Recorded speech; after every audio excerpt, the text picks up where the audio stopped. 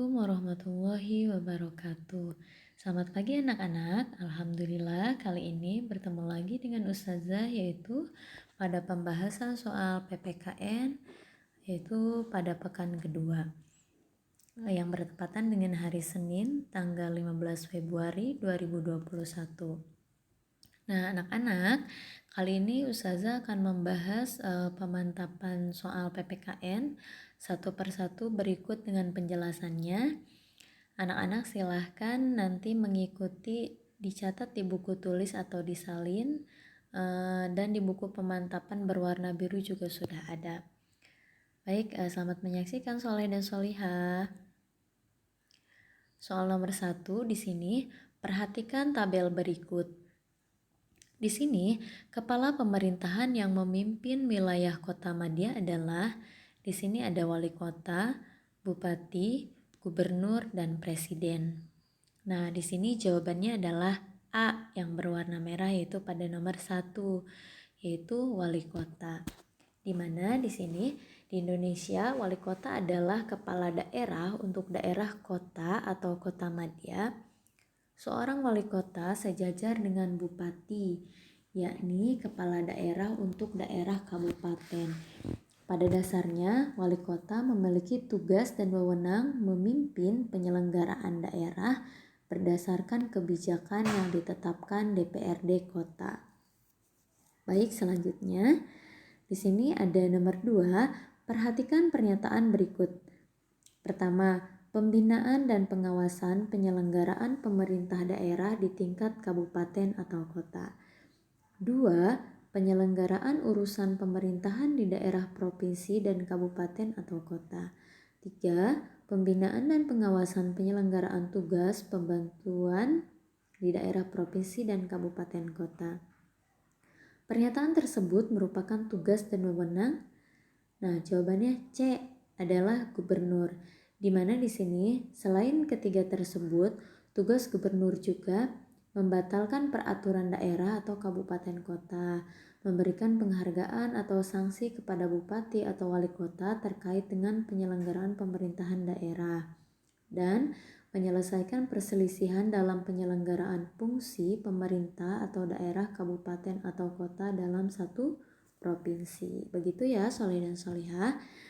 Selanjutnya nomor 3, perhatikan tabel berikut. Lembaga pemerintahan yudikatif adalah, di sini ada MPR, Presiden, Mahkamah Konstitusi, DPR, dan Mahkamah Agung. Nah, kira-kira jawabannya yang mana? Nah, jawabannya yang C ya, 3 dan 5 berarti Mahkamah Konstitusi dan Mahkamah Agung. Nah, di mana di sini pengertian lembaga yudikatif adalah lembaga negara yang tugas utamanya sebagai pengawal, pengawas, dan pemantau proses berjalannya undang-undang dan juga pengawas hukum di sebuah negara. Nah, di Indonesia fungsi lembaga legislatif ini dijalankan oleh Mahkamah Agung dan Mahkamah Konstitusi, yang mana keduanya memiliki fungsi sebagai pengawas atau pemantau undang-undang dan hukum yang ada di Indonesia. Begitu ya. Selanjutnya nomor 4, manusia tidak dapat hidup sendiri. Manusia cenderung hidup berkelompok dan kecenderungannya inilah manusia kemudian membentuk organisasi. Salah satu manfaat berorganisasi, kita dapat belajar A. Menghargai pendapat orang lain, memaksakan kehendak kita, memaksakan kehendak orang lain, membiasakan hidup hemat. Nah, jawabannya tentu anak-anak sudah tahu ya. Jawabannya adalah A. Menghargai pendapat orang lain. Jadi, ketika kita berkelompok, berorganisasi, di situ kita dituntut untuk belajar menghargai pendapat orang lain karena satu kepala, satu pemikiran, atau setiap orang itu tentunya mempunyai pemikiran yang berbeda-beda. Maka dari itu kita harus mempunyai sikap saling menghargai. Baik anak-anak, nomor 5, pada pernyataan di bawah ini terdapat pengertian dari berorganisasi. Manakah pengertian yang paling tepat dari organisasi? A. Kelompok manusia yang saling bersama bersaing untuk mencapai tujuan yang sama. B. Kumpulan manusia yang saling bersaing dalam rangka mencapai tujuan bersama. C. Manusia yang saling memaksakan kehendak dalam rangka mencapai tujuan bersama. Dan D. Sekelompok manusia yang diatur untuk bekerja sama dalam rangka mencapai tujuan bersama. Nah, anak-anak, di sini jawabannya adalah D, yaitu sekelompok manusia yang diatur untuk bekerja sama dalam rangka mencapai tujuan bersama. Karena organisasi itu mempunyai aturan ya, soleh dan solihah, dan tentunya semua itu diatur untuk mencapai tujuan bersama dan tentunya harus searah gitu antara satu dengan yang lainnya. Baik, selanjutnya nomor 6. Perhatikan tabel berikut ini. Yang termasuk organisasi di masyarakat adalah, ini digarisbawahi ya, organisasi di masyarakat. Di sini ada Pramuka, Karang Taruna, PKK, dan DKM. Nah, jawabannya adalah D, yaitu Karang Taruna, PKK, dan DKM. Karena itu adalah semuanya organisasi yang ada di masyarakat. Kalau Pramuka itu salah satu organisasi yang ada di sekolah. Tentu anak-anak sudah tahu ya. Selanjutnya nomor 7. Pernyataan di bawah ini terdapat kegiatan yang menunjukkan sikap meneladani nilai-nilai juang antara lain. A. Dalam mengikuti turnamen tenis meja multi berlatih dengan semangat. B. Hafid malas mengerjakan PR karena di rumahnya tidak ada yang membantu. Ini sangat kurang bagus. C. Shirley tidak lagi mengikuti lomba karena pernah kalah, berarti putus asa ya. Dan D. Desti malas berlatih dalam mengikuti turnamen voli di kegiatan O2SN. Nah, tentu jawabannya adalah A ya, yang mempunyai nilai semangat juang tanpa putus asa, berbeda dengan poin B, C, dan D. Baik, soleh dan solehah, kita lanjut ke nomor 8. Perhatikan pernyataan berikut ini. 1. Kekuasaan, kebersamaan, persamaan hak, pemaksaan kehendak, penghargaan terhadap pendapat orang lain.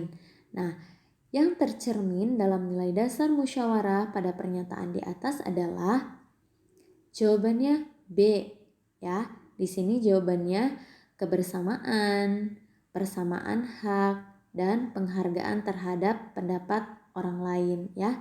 Itu adalah nilai dasar musyawarah anak-anak. Selanjutnya nomor 9. Salah satu peran penting negara Indonesia di kawasan negara ASEAN adalah C. Menjadi tuan rumah penyelenggaraan Konferensi Asia Afrika. Nah, di mana di sini sebagai tuan rumah konferensi tingkat tinggi ASEAN KTT pertama ya. Di sini selain sebagai salah satu penggagas, Indonesia juga dipercaya untuk menyelenggarakan KTT ini atau konferensi ini. Nah, saat itu KTT ASEAN pertama sukses diselenggarakan di Bali yaitu pada tanggal 23 sampai 24 Februari 1976. Maka tak heran jika Indonesia juga dikenal sebagai penyelenggara KTT ASEAN pertama ya. Maksudnya menjadi tuan rumah penyelenggaraan Konferensi Asia Afrika, salah satunya itu adalah konferensi tingkat tinggi pada saat itu disebutnya. Selanjutnya nomor 10, tokoh di atas menyatakan pemikiran tentang 5 dasar negara. Nah, Bapak siapakah ini? Nah, betul, ini adalah Bapak Insinyur Soekarno ya. Jawabannya adalah kebangsaan Indonesia, internasionalisme atau perikemanusiaan, mufakat atau demokrasi, kesejahteraan sosial, ketuhanan yang Maha Esa. Anak-anak bisa buka lagi buku tema A. Yang pertama pisan kita masuk ya. Silahkan nanti dibuka lagi, di situ ada pada mata pelajaran PPKN. Selanjutnya nomor 11 anak-anak, perhatikan gambar di atas. Kegiatan tersebut adalah dilakukan oleh organisasi. Nah, anak-anak bisa dilihat di sini organisasi apa? Nah, ada anak-anak yang sedang mendirikan tenda berpakaian coklat ya. Nah, tentu itu adalah pramuka ya. Selanjutnya nomor 12. Arti dari serikat 10 tangkai pada lambang ASEAN di atas adalah A. Keamanan dan kestabilan, persatuan, kesatuan dan persahabatan, keberanian dan dinamika, kemakmuran dan kesejahteraan. Jawabannya adalah A. Keamanan dan kestabilan, di mana lambang ASEAN menggambarkan ASEAN yang stabil, damai, bersatu, dan dinamis. Warna-warna yang tertuang dalam lambang biru, merah, putih, dan kuning melambangkan warna-warna utama lambang negara ASEAN, di mana warna biru itu melambangkan damai dan stabil, merah keberanian dan dinamis, putih kesucian, dan kuning itu kemakmuran. Nah, ikatan rumpun padi melambangkan harapan para tokoh-tokoh pendiri ASEAN agar ASEAN yang beranggotakan seluruh negara yang ada di Asia Tenggara bersama-sama terkait dalam persahabatan dan solidaritas. Nah, lingkarannya itu melambangkan kesatuan ASEAN ya. Baik anak-anak, ini soal terakhir nomor 13. Gambar tersebut merupakan cara pemungutan suara diambil dari suara terbanyak dalam menghasilkan keputusan. Ini disebutnya apa? Voting, aklamasi, quorum, atau mufakat. Nah, tentu anak-anak sudah tahu ya, ini adalah jawabannya voting. Anak-anak biasa melakukan di kelas ketika akan ada pemilihan ketua kelas, bendahara, atau pembentukan struktural kelas ya. Baik Soleh dan Solihah, jazakumullah khairan kasiron. Ustazah ucapkan, jika ada kesalahan atau koreksi bisa langsung disampaikan ke Ustazah ya. Ustazah mohon maaf. Assalamualaikum warahmatullahi wabarakatuh.